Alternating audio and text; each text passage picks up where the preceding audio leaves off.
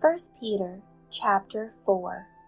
Therefore, since Christ suffered for us in the flesh, arm yourself also with the same mind, for he who has suffered in the flesh has ceased from sin, that he no longer should live the rest of his time in the flesh for the lusts of men, but for the will of God.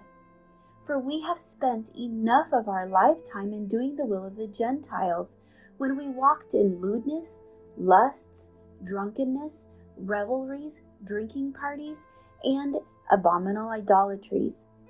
In regards to these, they think it strange that you do not run with them in the same flood of dissipation, speaking evil of you.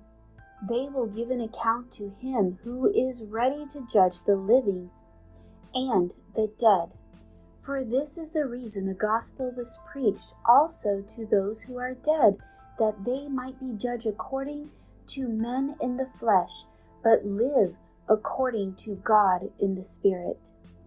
But the end of all things is at hand. Therefore be serious and watchful in your prayers, and above all things have fervent love for one another, for love will cover a multitude of sins. Be hospitable to one another without grumbling. As each one has received a gift, minister it to one another, as good stewards of the manifold grace of God. If anyone speaks, let him speak as the oracles of God.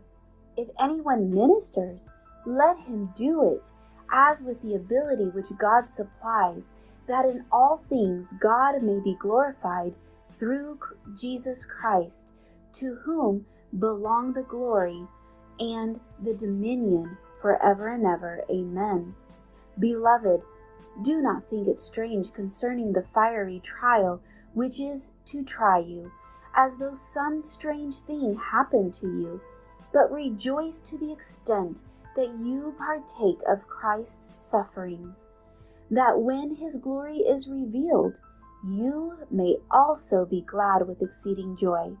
If you are reproached for the name of Christ, blessed are you, for the Spirit of glory and of God rests upon you. On their part he is blasphemed, but on your part he is glorified.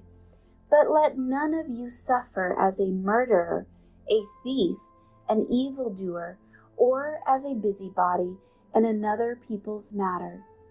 Yet if anyone suffers as a Christian, let him not be ashamed, but let him glorify God in this matter. For the time has come for judgment to begin at the house of God. And if it begins with us first, what will be the end of those who do not obey the gospel of God? Now, if the righteous one is scarcely saved, where will the ungodly and the sinner appear?